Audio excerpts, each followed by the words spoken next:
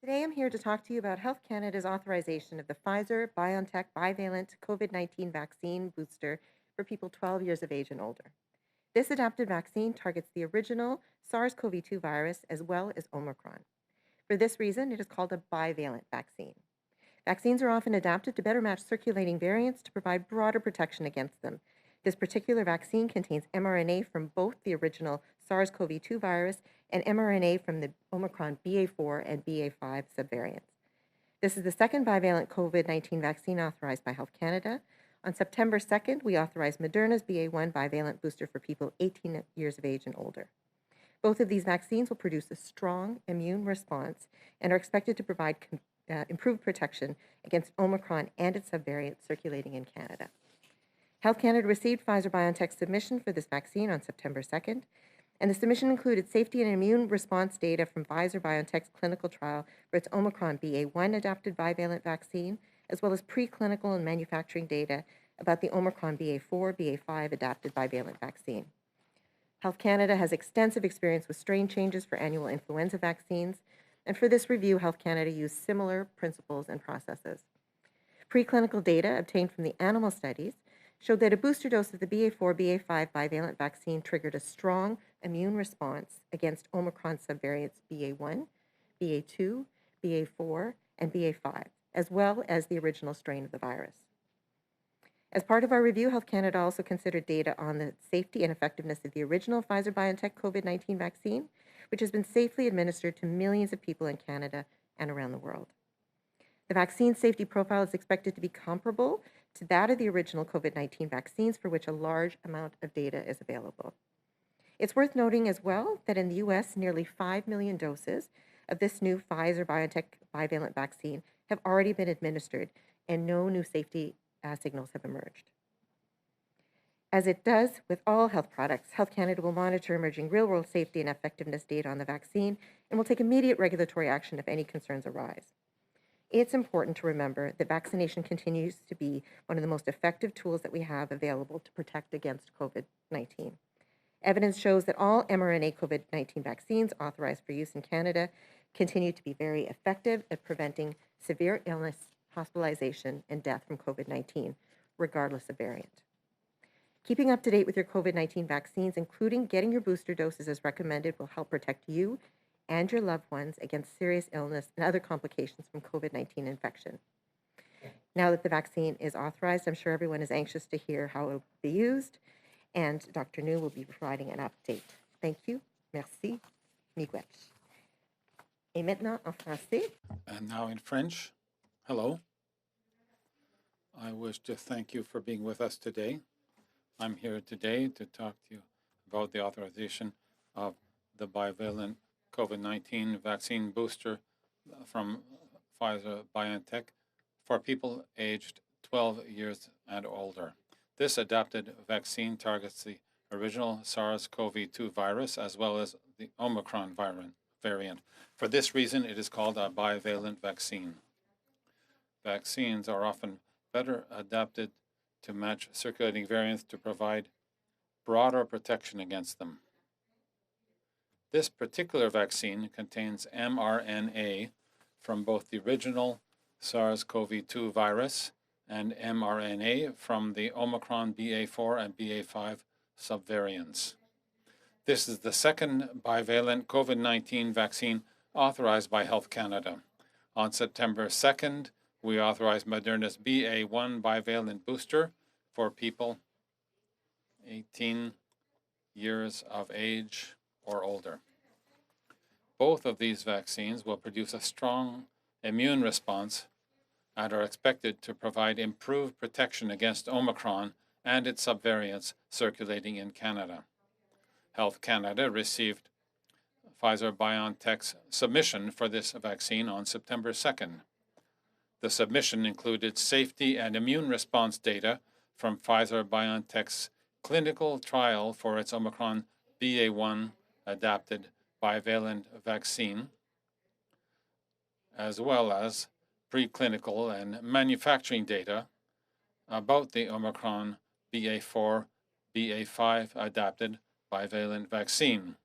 Health Canada has extensive experience with strain changes for annual influenza vaccines. For this review, Health Canada used similar principles and processes. Preclinical data obtained from animal studies showed that a booster dose of the BA4, BA5 bivalent vaccine triggered a strong immune response against Omicron subvariants BA1, BA2, BA4, and BA5, as well as against the original strain of the virus. As part of our review, Health Canada also considered data on the safety and effectiveness of the original Pfizer-BioNTech COVID-19 vaccine, which has been safely administered to millions of people in Canada and around the world. This vaccine's safety profile is expected to be comparable to that of the original COVID-19 vaccines, for which a large amount of data is available. It's worth noting as well that in the United States, nearly 5 million doses of this new Pfizer-BioNTech bivalent vaccine have already been administered, and no safety signals have been identified. As it does with all health products, Health Canada will monitor emerging real-world safety and effectiveness data on the vaccine and will take immediate regulatory action if any concerns arise. It's important to remember that vaccination continues to be one of the most effective tools we have available to protect against COVID-19.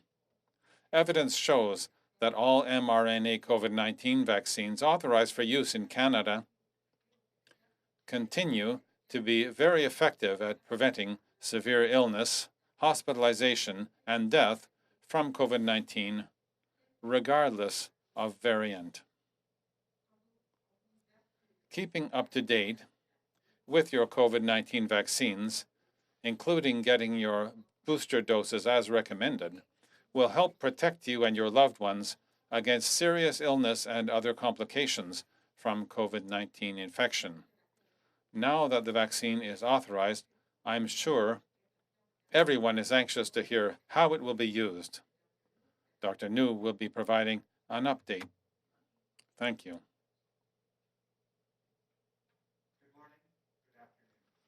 Today, the Public Health Agency of Canada released updated guidance on fall boosters from the National Advisory Committee on Immunization, or NACI. This update reflects Health Canada's authorization of a second bivalent COVID-19 vaccine, the Pfizer-BioNTech Comirnaty BA4 and BA5 vaccine. NACI recommends that people 12 years of age or over who are eligible to get a booster this fall receive a bivalent Omicron targeting vaccine. Both of the bivalent vaccines authorized for use in Canada provide good protection against Omicron. As vaccination continues to be one of the most effective ways to protect against serious illness but can wane over time, it is important for everyone to stay up to date with COVID-19 vaccinations. If it has been 6 months or more since your last vaccine dose or COVID-19 infection, it is time to get another dose. This is especially important if you are 65 years of age or older or have medical conditions that place you at high risk for severe illness from COVID-19. I am pleased to share that Canada will have enough supply of the Omicron targeting bivalent vaccines to cover the anticipated demand for fall boosters. I know that some of you have already received an original mRNA vaccine for your fall booster. Evidence continues to show that original mRNA vaccines provide good protection against serious illness and hospitalization, including from Omicron infection. If you recently received an original mRNA vaccine for your fall booster, you do not need to receive a bivalent Omicron targeting booster at this time. Additionally, as flu season approaches, I would also like to take this opportunity to remind people in Canada to get a seasonal influenza vaccine as soon as they become available. It is safe to receive both the flu and COVID-19 vaccines at the same time. Vaccination is important this fall, especially if you are at high risk for severe illness. Staying up to date on your COVID-19 vaccine and getting a seasonal flu vaccine will give you the best protection. Please contact your local public health authority or province or territory to book a vaccination appointment in your area. It is time to take action this fall. Stay healthy by getting vaccinated. Bonjour à toutes et à tous. Hello, everyone. Today, the Public Health Agency of Canada released updated guidance on fall boosters from the National Advisory Committee on Immunization, the NACI. This update reflects Health Canada's authorization of a second bivalent COVID-19 vaccine. NACI recommends that people 12 years of age or over who are eligible to get a booster this fall receive a bivalent Omicron targeting vaccine. Both of the bivalent vaccines authorized for youth in Canada provide good protection against Omicron. As vaccination continues to be one of the most effective ways to protect against serious illness, but can wane over time, it is important for everyone to stay up to date with COVID-19 vaccinations. If it has been 6 months or more since your last vaccine dose or COVID-19 infection, it is time to get another dose. This is especially important if you are 65 years of age or older or have medical conditions that place you at high risk for severe illness from COVID-19. I am pleased to share that Canada will have enough supply of the Omicron targeting bivalent vaccines to cover the anticipated demand for fall boosters. I know that some of you have already received an original mRNA vaccine for your fall booster. Evidence continues to show that original mRNA vaccines provide good protection against serious illness and hospitalization, including from Omicron infection. If you recently received an original mRNA vaccine for your fall booster, you do not need to receive a bivalent Omicron targeting booster at this time. Additionally, as flu season approaches, I would also like to take this opportunity to remind people in Canada to get a seasonal influenza vaccine as soon as they become available. It is safe to receive both the flu and COVID-19 vaccines at the same time. Vaccination is important this fall, especially if you are at high risk for severe illness. Staying up to date on your COVID-19 vaccine and getting a seasonal flu vaccine will give you the best protection. Please contact your local public health authority or province or territory to book a vaccination appointment in your area. It is time to take action this fall. Stay healthy by getting vaccinated. Thank you.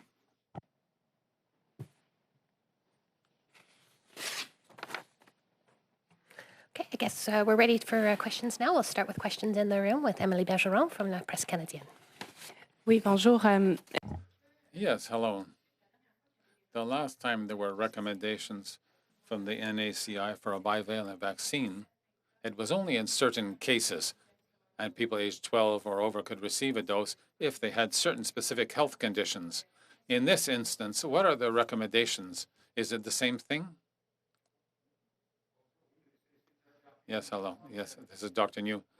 Yes, to simplify things, I can tell you that if one is eligible for a booster dose and one is 12 years or older, then it is quite easy. If it's already been 6 months since the last dose or last infection, then to get a vaccine with a bivalent vaccine. Maybe I didn't mention my question clearly. Is it under 12 in some cases? For people who are under 12 years, the NACI recommended that for bivalent vaccines for Moderna, that in certain cases, the vaccine could be administered in certain health conditions. In this case, is it the same thing? Okay, my apologies. I would say that it's authorized for 12 and over. And to me, with the NACI, we do not recommend it for people under age 12. You emphasize, once again, people who have already had a booster this fall do not need to return and get another booster with a bivalent vaccine. Are you concerned that there will be a rush or a certain number of people coming forward who decide to get another dose right away in order to have a bivalent vaccine this time around? To my mind, it's clear that if you've already received a booster, it's not necessary, with less than 6 months ago, it's not necessary to go back for another booster.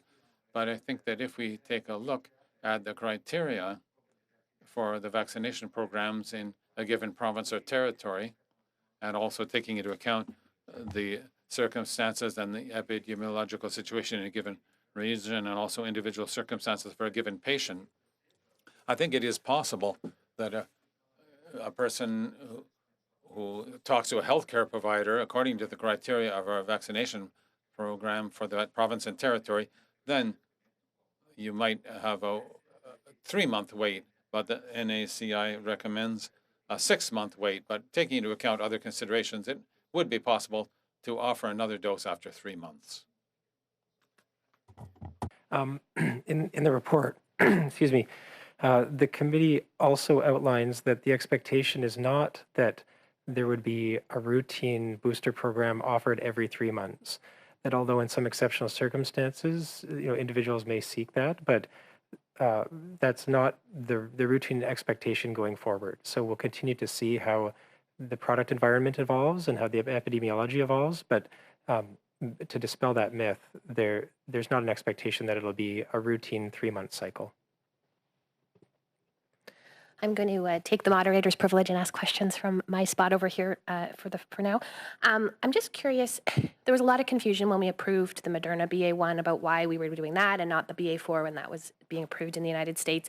And I think a lot of people are confused about which one to get, what's the effectiveness of both. Can you talk a little bit, like sort of telling people if they have a choice or if they don't have a choice, if they should just get still the vaccine that's offered to them that's available?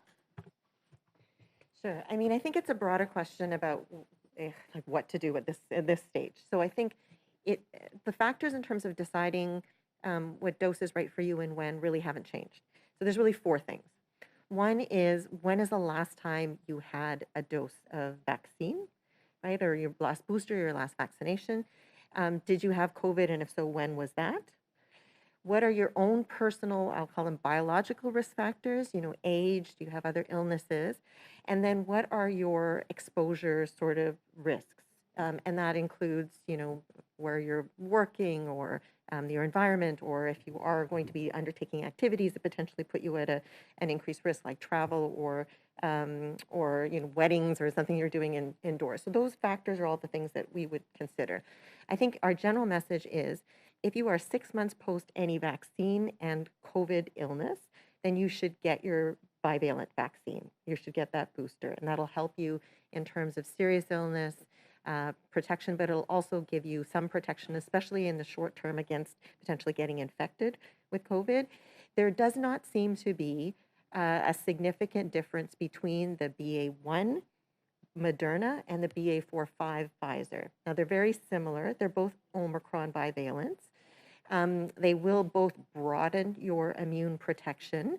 Moderna has a slightly increased dose compared to Pfizer. It might be a bit better against BA1 and viruses that look like BA1 compared to the Pfizer ones. The Pfizer one might be a bit better against 4/5 and the ones that look like that. But basically, when we're looking at the animal studies, the immune response for those BA1 bivalent and the BA4 bivalent, when we looked at Moderna, was basically the same.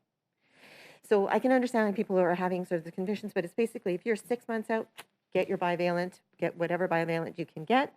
If you are 3 months out from a dose of vaccine or COVID illness, then consider getting the bivalent. And again, that will depend on your individual biological risk factors and what you might be doing in the next while. We are starting to see an increase in cases.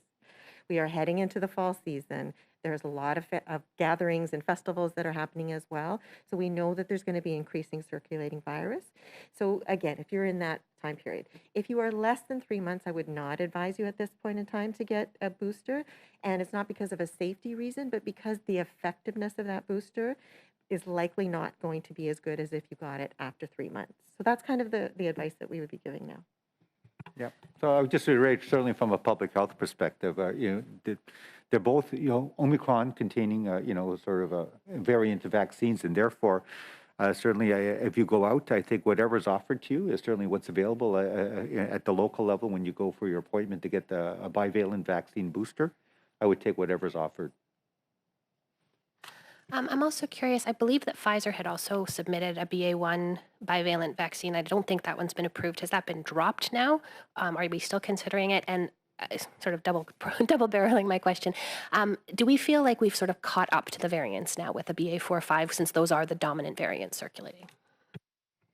Yes, we do have a Pfizer BA1 bivalent under review, and it was basically completed in terms of the Health Canada portion of the review. There's a lot of activities that go into the finalization of a review at the end in terms of labeling and other administrative sort of things. Pfizer at this point in time said they could basically support one or the other. And we looked at which one would likely be the one that would have the most uptake, and that was 4-5. Just to say that all the data that we looked at for the BA1 bivalent is something that we actually incorporated into and was part of the supporting data for the BA4-5 bivalent. So now that we finished the BA4-5 bivalent, and once that gets rolled out, we'll go back and complete the BA1 as well. But there's a question about how much interest there will be in terms of uptake on that. And sorry, your second part of the question was? Just have we sort of caught up to the variants? I think we're in an interesting kind of place in the pandemic where we haven't been before. There's a bit of a variant soup out there. There's lots of different ones. It's still a little bit uncertain which one might emerge. I think, the vaccines that we have now protect us very well against the circulating variants that we currently have. There is some evidence that at least some of the top candidates for the ones that might emerge in the next wave would be covered by these vaccines. But I think it's, we're still learning as we go with the pandemic, and we're seeing still a lot of, as we said, mutations and variants come out. So it's a little bit challenging to see what the future holds. But certainly Omicron has been the one that has had probably the most staying power of all the different groups of variants, and the ones that were emerging seem to be in that area. And so that's why the bivalent Omicron bivalent vaccines as boosters are likely to offer better protection than the originals. And I could add a little bit to that as well from the perspective of NACI and the advice they provided today.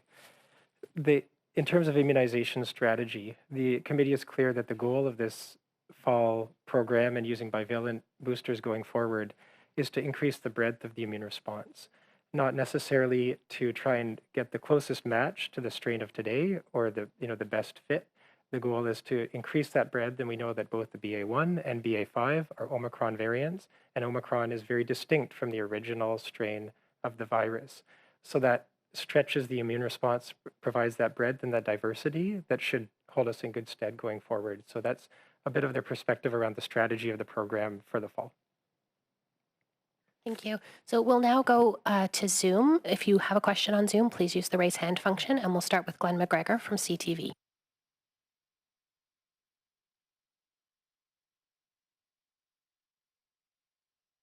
Hi, thanks for taking my call. The drive to get more people booster shots has not been a rip-roaring success. I think the last time I checked, you were at somewhere around 15% for people for getting their second booster.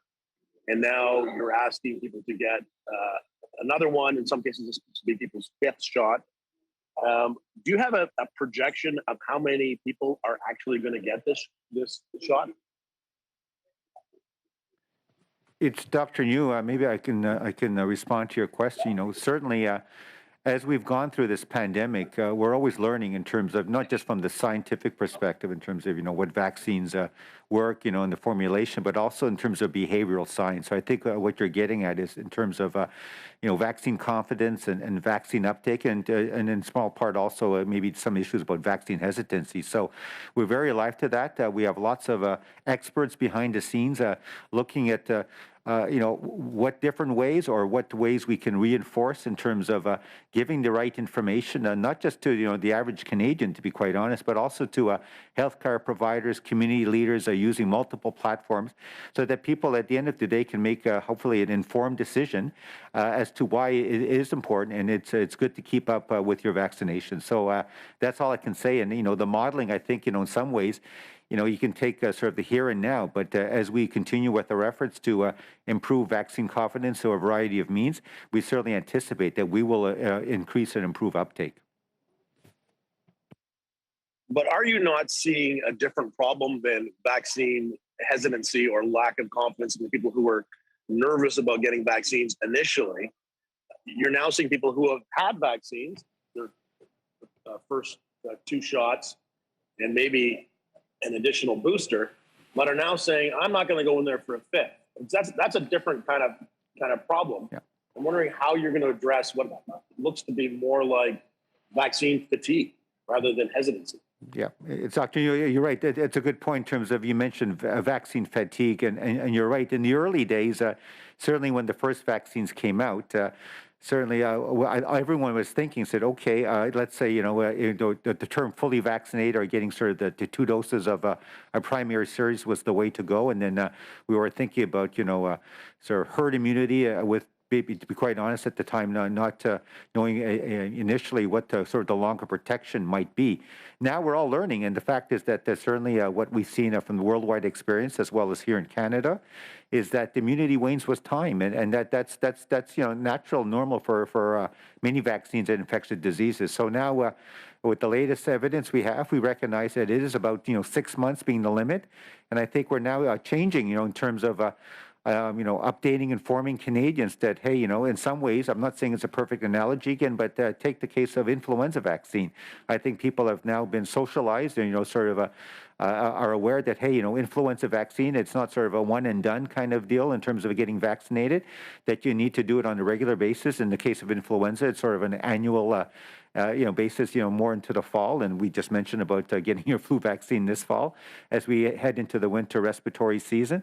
And I can anticipate that, our sort of education or awareness campaigns for COVID-19 vaccines may be aiming in the same direction, saying that, we don't know what the rhythm might be or the sort of what a regular sort of getting updated in terms of a COVID-19 vaccine will be, based obviously on sort of the ever-evolving evolution of the virus and mutations. But I think that's where we're heading.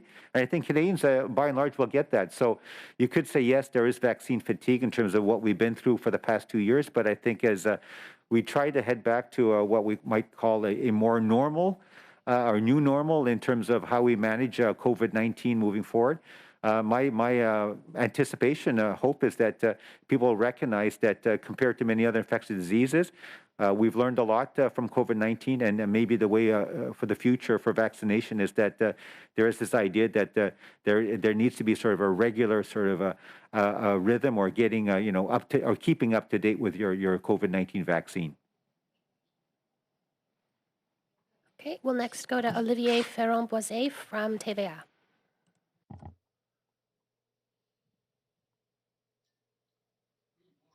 Yes, hello. Do you have data on the percentage improvement of protection of this bivalent vaccine in humans compared to previous vaccines, and how the company was able to demonstrate the added value of this vaccine?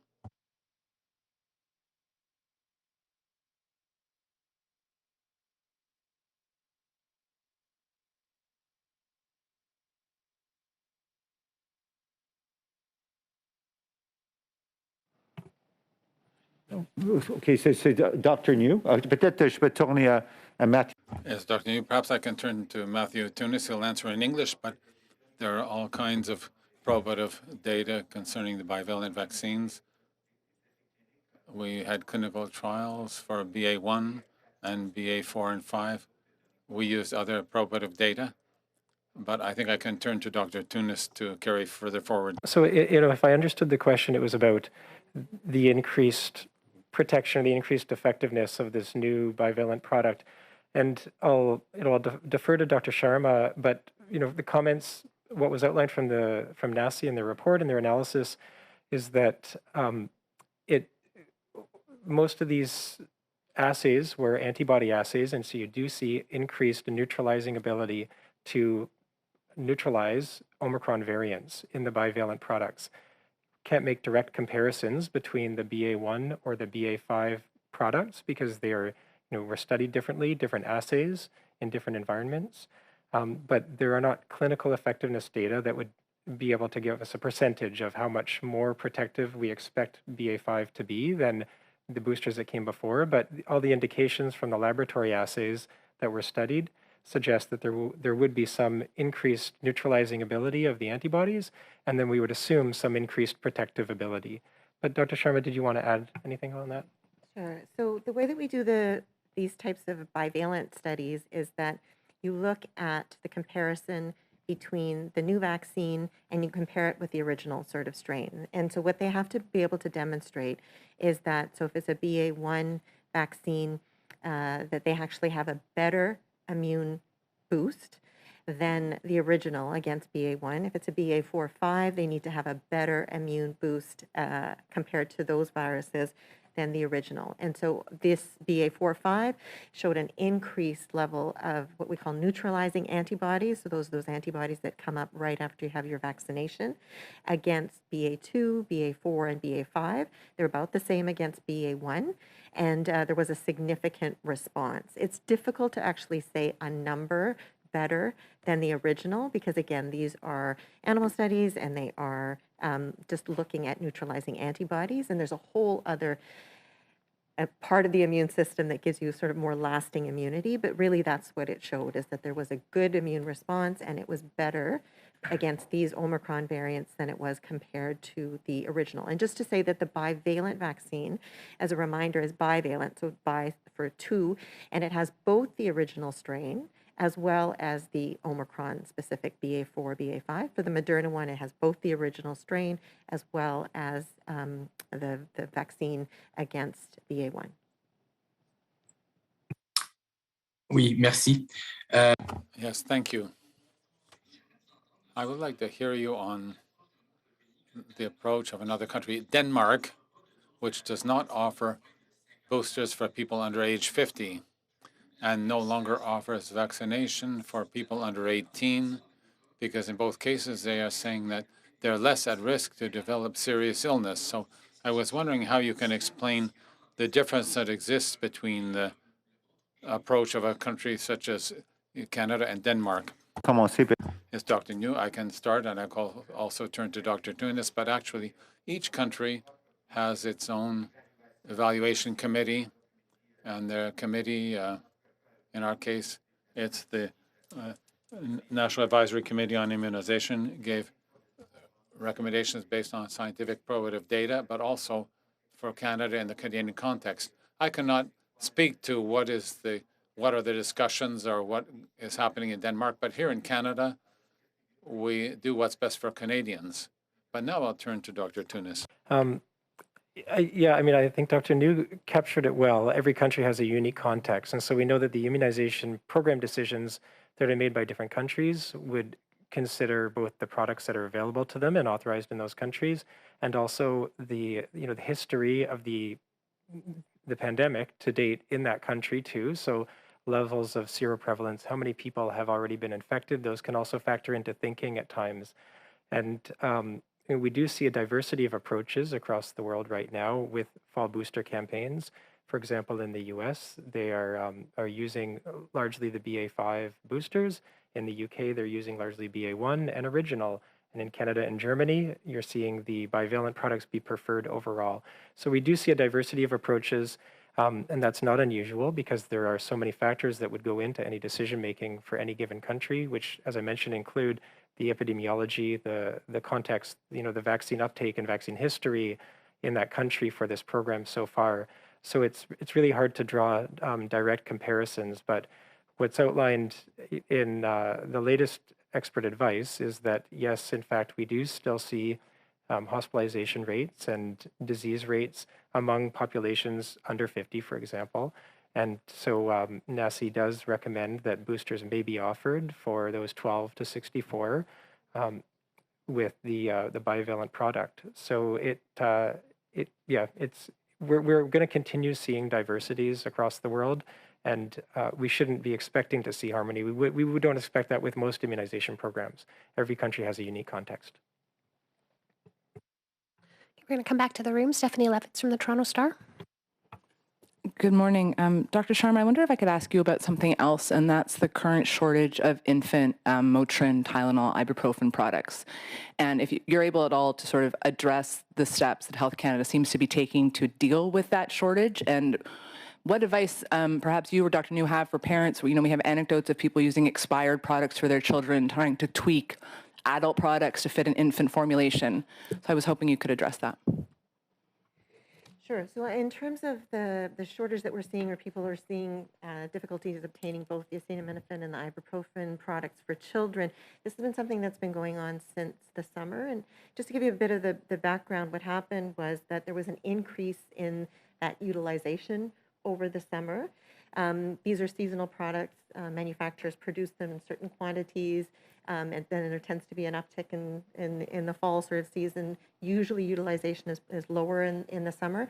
It was increased, potentially because of some increase in viral illnesses, but there was also a lot of attention to the issue, and we could see an increase in uptake when that attention was there. And I think we all lived through the beginning parts of the pandemic when there was runs on toilet paper, for example. So I think there is a certain extent, there's some panic buying there. And I can understand that from a parental point of view. They want to make sure that they have products available to treat fever and pain. So, but what we've done is that we've worked with manufacturers. There are some manufacturers that are now manufacturing at double or triple what their normal volumes would be for Canada at this point in time. We're exploring other options, whether or not there are other sources, other countries that might have product available. There tends to be an overall, a bit of a tightness in the system across the board, but we're looking at that as well. But the other part is that we really want to make sure that people are only getting medication, buying medication when they need it. I know that there's a tendency to make sure that they have medication there just in case, but it's leading, as we said, is to some panic buying out there. And when we look at the buying in Canada compared to other countries that are very similar, so that have similar patterns in terms of viral illnesses going up, Canada seems to be using or buying more of the product right now. So I think part of it is just to say, we don't panic. There is more product coming in. As we said, manufacturers have increased their production. We expect to get more product in, especially for hospitals over the next little while, but also in the community. So that's the first part of it. Then the second part of it is in terms of advice. I think first of all, fevers as a symptom of usually an infection in children. It's usually viral. It's usually harmless. So I think it's one part of it is that not all fevers necessarily need to be treated. If you have a child that's 3 months of age and younger, then that's something that you should be concerned about. You should see a healthcare practitioner. If you have a fever that's very high, that's persistent, you may want to see your healthcare practitioner. But you don't necessarily have to treat it. There are alternatives, whether it's cold compresses or for pain, you can use warm baths and things. There's other things that you can do as well. But also, as we just go back to it, is to not purchase products from sources that are not credible. So online, only from credible sources. We would recommend against using expired products, and it's not because automatically on the day after the expiry that it won't work or it's dangerous, but we just don't have data to support how stable those products are in the longer term. If you are using adult preparations, and maybe using the powders and putting it in jam or yogurt or something, just be very careful about the dosing, especially for acetaminophen, because it's very easy to overdose on acetaminophen and cause liver injury, especially in younger children, more so with acetaminophen than with ibuprofen.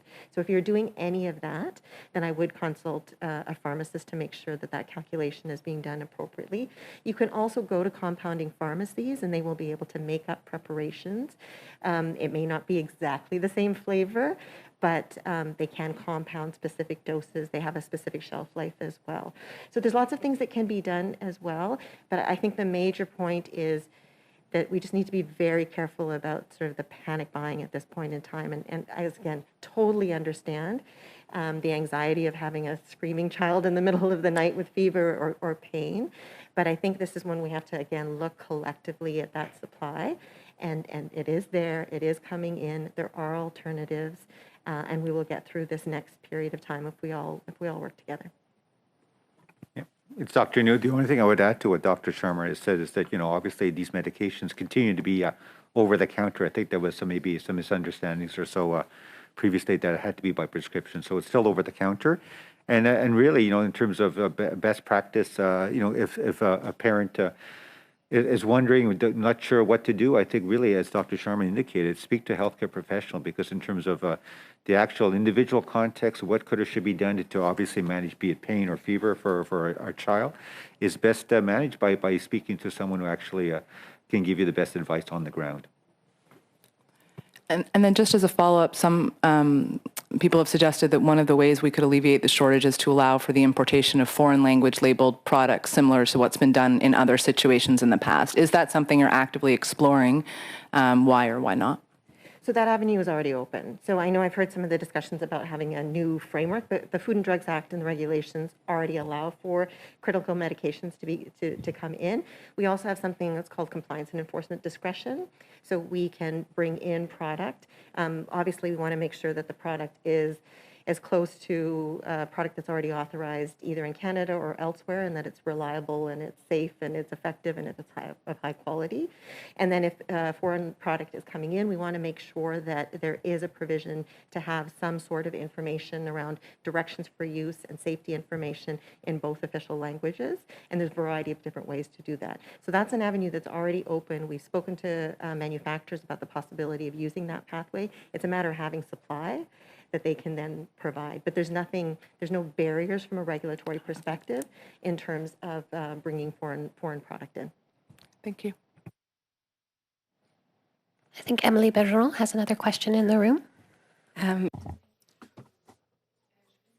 wanted to know, Dr. New, do you have some idea at what time the first doses of the new vaccine that was approved today, at what point will it be available in vaccine centers and in pharmacies? Okay, thank you. Well, what I can tell you now, if we talk about the Moderna BA.1 vaccine, there are 10.5 million doses in the country now. And if we want to talk about the new Pfizer vaccine, we're expecting next week to have deliveries of doses. We expect that we have a contract for some 12.6 million doses. And I think that as the weeks go by, we'll receive several million doses, and in total it's 12.6. And between the two, I think it's enough in the meantime to cover the expected demand for booster doses. Thank you, and I have another question. The one of you, I'm not sure who, said that we don't yet know now whether there will be a need for another dose every 3 months on an ongoing basis, that there's been no decision on the routine for this exercise. At what point or how many months could it take before we have enough data in order to find out whether it will be necessary to have boosters every 3 or 6 months? I can respond to that. So you're right that in terms of the immunization strategy, NACI has recommended that we do not need to be prepared for a routine every 3-month program. And I think Dr. New previously commented that everyone is very eager to have a more predictable cycle for COVID-19 boosters and programs. Doesn't seem like we are quite there yet. I mean, the fall program is a step towards some predictability, but it remains to be seen, how the epidemiology will unfold with new variants, et cetera.